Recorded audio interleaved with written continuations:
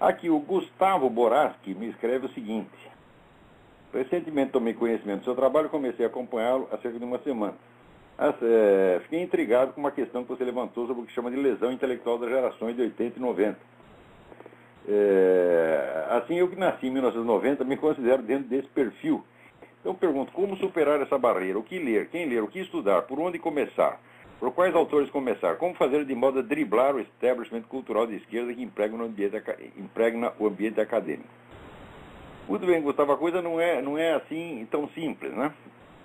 Em primeiro lugar, é claro que o esforço individual de estudar, de se atualizar, é meritório e é importante dentro disso. Porém, para que haja, vamos dizer, uma mudança na orientação geral da alta cultura brasileira, isso vai requerer muito trabalho. Em primeiro lugar, é preciso que todas as pessoas que estão descontentes com o estado de coisa e que tenham capacidade intelectual para isso, discutam umas com as outras no sentido de compreender, fazer um diagnóstico em profundidade do que está acontecendo, não somente no Brasil, não somente na América Latina, mas tem uma visão geral do rumo que as coisas estão tomando no mundo. Quer dizer, que se atualizem com o negócio de nova ordem mundial, de projetos globalistas, de mutações civilizacionais, etc, etc. Quer dizer, a bibliografia disso aí é absolutamente ilimitada. Quer dizer, as fontes são tão abundantes que nenhum indivíduo dará conta delas. É preciso ter uma geração de pessoas envolvidas nisso, né?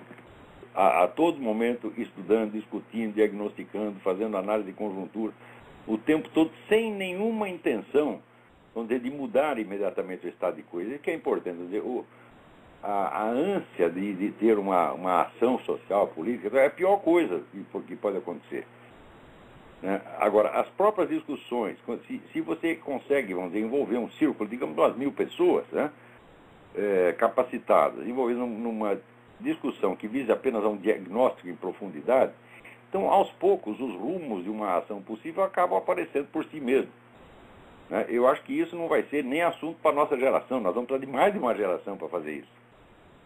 Assim como, você pode tomar como modelo o que aconteceu com o pessoal da esquerda quando houve o golpe de 64.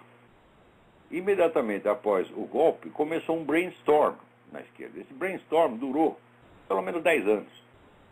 Não? Ninguém sabia imediatamente o que fazer. O que eles estavam tentando é entender o que tinha acontecido. Tinham levado a porrada tão forte, não sabiam de onde tinha vindo. Sobretudo, eles ficaram muito assustados ao ver, vamos dizer, a reação popular que houve contra o governo João Goulart. Eles não estavam preparados para isso. Eles achavam que eles eram adorados, que a massa estava com eles. E chegou na hora, viu que a massa estava 80% contra. Quando houve aquela famosa Marcha da Família com Deus pela Liberdade, teve mais de 1 milhão de pessoas naquela época em que o Brasil, veja, quando depois houve a marcha de 1 milhão, o negócio do Collor, da campanha pela ética na política, e diretas já, essa coisa toda.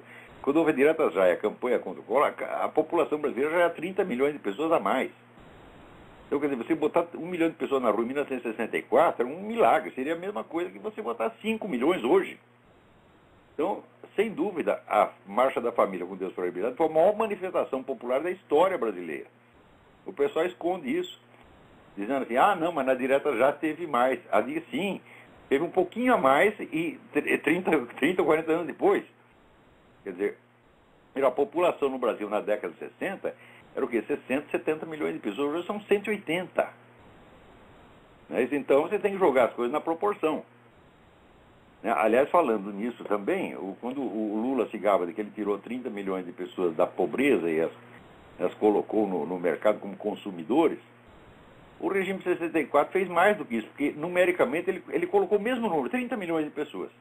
Vocês estudem a economia da época, vocês vão ver que isso aconteceu. 30 milhões de pessoas saíram da total marginalidade econômica e entraram no processo de produção. Eles deixaram de ser mendigos e se tornaram cidadãos.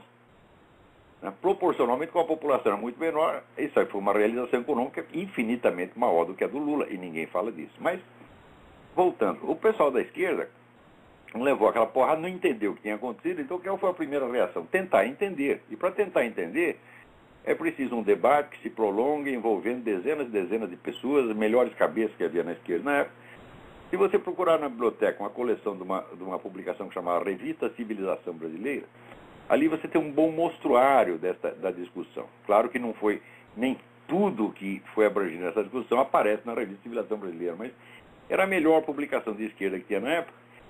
E ali, então, você vê uma espécie de um resumo, um pequeno mostruário do que foi a discussão da esquerda. Uma discussão muito séria. Eles não estavam para brincadeira, não.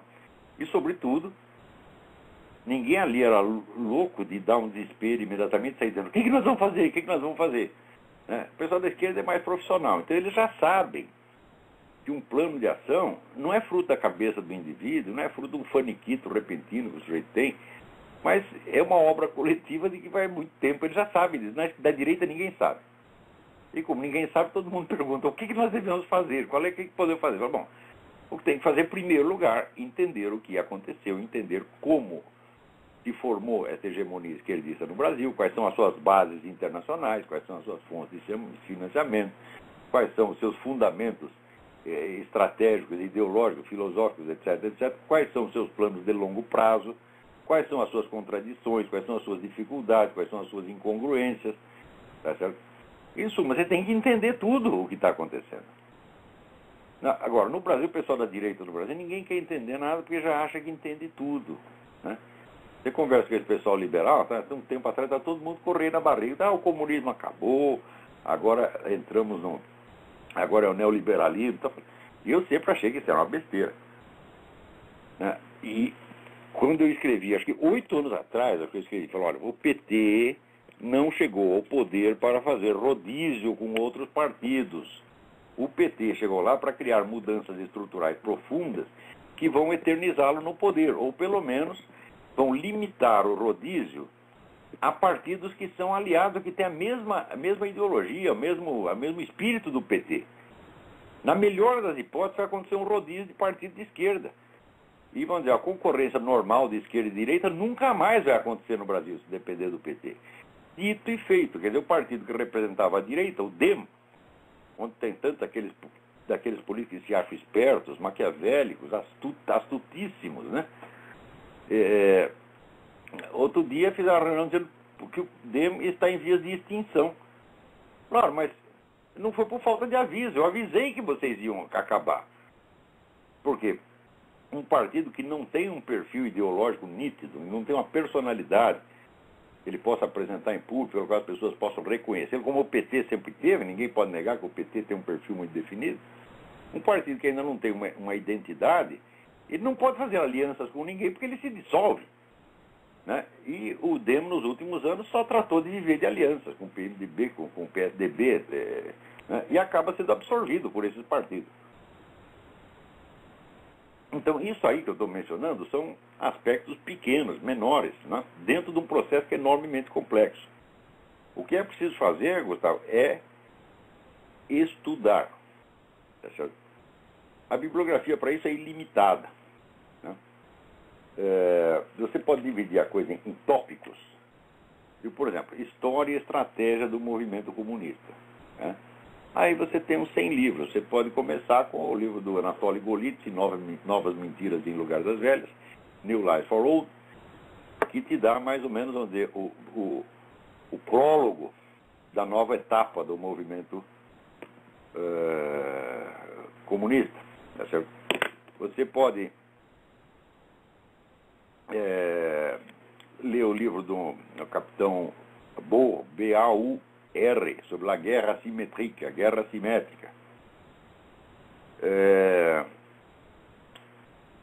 Assim, isso aí só para você compreender mais ou menos a fase atual da coisa.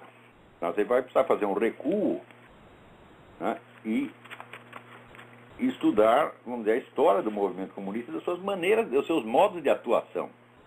E frequentemente a gente vê esse pessoal do Foro de São Paulo e Lula e tal, usando artifícios estratégicos, táticos, que as pessoas pensam que é uma grande novidade. Quando você vai ver, é a mesma de sempre, né?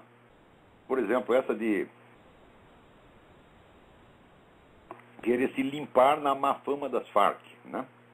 O movimento comunista sempre usou o banditismo. Sempre. Quer dizer, o banditismo, criminalidade, é um meio normal, prestem atenção, normal e obrigatório de atuação do movimento comunista. Sempre foi. Por exemplo, na Rússia, a especialidade era assalto a bancos, né?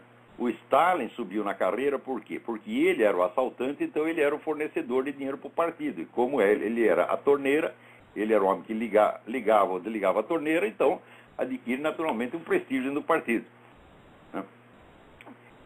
Quando, quer dizer, a situação melhora, quando existe uma possibilidade de uma atuação normal e democrática do partido, então é lógico que ele tente apagar a sua identidade de organização criminosa. E a maneira mais clássica de fazer isso, né, é acusar os seus benfeitores. Dizer, aqueles camaradas eram apenas ladrões, assassinos, eles não tinham ideologia, não tinham idealismo comunista. O comunismo usa essa retórica há mais de 100 anos. E agora o pessoal ainda usa a mesma e a turma cai, meu Deus do céu. Quer dizer, o que é isso? É falta de cultura, é falta de informação. Quer dizer, está violando a regra do Sun Tzu. Sun Tzu diz, aquele que conhece o inimigo e se conhece a si mesmo, pode entrar em qualquer batalha sem medo. Agora, no Brasil, o pessoal não conhece o inimigo e não se conhece a si mesmo.